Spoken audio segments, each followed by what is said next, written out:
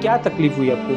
मेरे को पहले पैर में मोटा मोटा लगने लग गया तालू में अक्टूबर नवंबर से। और नवंबर के बाद से फिर मैं डॉक्टर को दिखाई।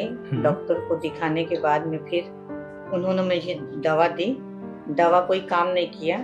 फिर उसके बाद फिर मैं उनके पास गई 1 महीना के बाद में। उसके बाद मेरे पैरों में झंझनाहट चालू हुआ। झंझनाहट चालू हुआ तो फिर उनको मैं दिखाई। दिखाने के बाद में फिर वो मुझे दवा दिए। फिर भी दवा काम नहीं किया। तो मैं बच्चों से बोल रही थी, बेटा मेरे पैरों में ऐसा लग रहा है। चप्पल पहन रही हूँ तो चप्पल पैर में पहन नहीं पा रही थी। और उसके बाद कभी पहनती हूँ तो किसी तरह पहन भी लेती हूँ तो पैरों से चप्पल निकल जाती है, मुझे पता भी नहीं चलता। बराबर। जब मैं ध्यान देती हूँ तो मुझे पता चलता है कि मेरे पैर से चप्पल निकल गई। पैरों से झंझनाहट चालू होकर के कमर तक आते हैं और कमर के बाद आके बहुत जोर से झंझनाहट होकर के पूरा दर्द से परेशान हो जाते। अच्छा, तो इसके लिए हम यहाँ पे एक नया टाइप का ऑपरेशन करने वाले हैं, जहाँ जिसको बोलते हैं बाइपोर्टल एंडोस्कोपी। वहाँ पे क्या होता है कि एक ही साइड से जाके हम जैसे लैप्रोस्कोपी करते हैं लोग, पेट का ऑपरेशन जहाँ पे खाली टाके बिना टाके का छेद करते हैं, वैसे छोटे छेद आपकी पीठ में करके हम नसों तक जाएंगे और नसों के ऊपर जो भी हड्डियों का दबाव है वो पूरी तरह निकाल देंगे। वो हम बड़े स्क्रीन में देख पाते हैं, उसमें हमको क्लियरली सब कुछ दिखता है और घाव भी एकदम छोटे होते हैं। तो हम देख सकते हैं कि आपके नसों के दबाव था वो कितना निकला है। जो भी हड्डी ज़्यादा दबा रही है उसको हम निकाल सकते हैं, तो और नसें फ्री होते हुए हमें दिखती है। तो स्क्रीन में हमको अच्छे से दिखता है। ये सर्जरी बहुत सेफ है। और आपके जैसे जो एल्डरली पेशेंट्स हैं जिनका उम्र ज़्यादा है, उनको बड़ी सर्जरी नहीं करनी चाहिए, क्योंकि उसमें बहुत मसल डिसेक्शन होता है, बोन निकालना पड़ता है। ऑपरेशन के बाद उनको बहुत दिन बेड पे रहना पड़ता है, चलने में दिक्कत होती है। पर ये सर्जरी में इमीडिएटली नेक्स्ट डे आपको हम चलाएंगे, क्योंकि इसमें ज़्यादा काटाकाटी होती नहीं है। जब जो भी हड्डी का काम हम माइक्रोस्कोप अंदर एकदम छोटे, हमारे इंस्ट्रूमेंट भी बहुत छोटे होते हैं, माइक्रो इंस्ट्रूमेंट होते हैं, और हम स्क्रीन पे देख के करते हैं। तो it's a very safe surgery. और छोटे से घाव में पीठ में आपको मालूम भी नहीं पड़ेगा कि इतने छोटे से हमने छेद करके इतना बड़ा काम अंदर ऑपरेशन पे किया है। ठीक है।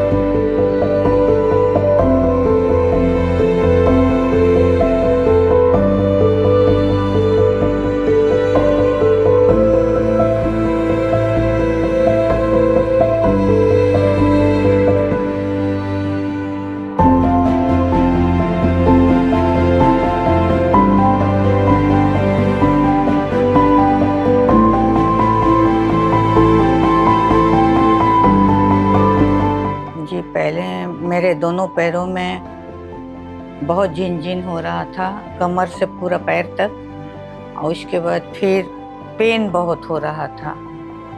मैं बिल्कुल चल फिर नहीं सक रही थी, बैठ नहीं सक रही थी। मेरे पहले दिन से ही मेरे पैर की झिनझिनी ऑपरेशन के बाद पूरा समाप्त हो गया। पूरी चली गई। मैं बहुत आराम से उस दिन रिलैक्स से सोई थी। कितने दिनों के बाद आप आराम से सोई? 9-10 महीने के बाद। बाप रे, 10 महीने तक आपको कभी भी सीधा मैं नहीं सो पाई थी। 10 महीने के बाद पहली बार आपने अच्छे से नींद से सोई हूँ मैं सीधा। तो आप जो घर पे पहले काम नहीं कर सकती थी, आपने बोला कि मैं रसोई नहीं बना सकती थी, मैं नीचे नहीं जा सकती थी, आपको लगता है इसमें आपको फायदा होगा?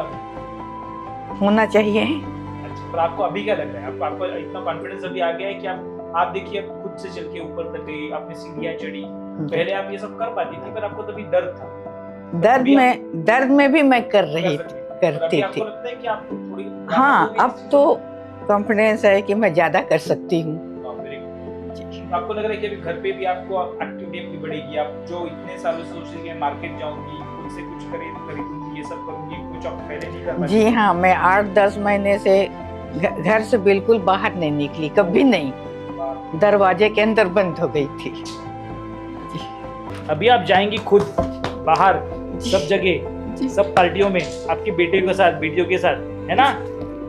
सही ना? अच्छा हो गया सब। हमारी पत्नी जो है 9-10 महीना से नहीं चल रही थी, रात को सीढ़ी भी नहीं चल पाती थी। आज मैं अपने आँख से देखा वो अपने से सीढ़ी चढ़ी। इसके लिए मैं की टीम को बहुत बहुत धन्यवाद देता हूँ। खुशी का आंसू निकलना सर।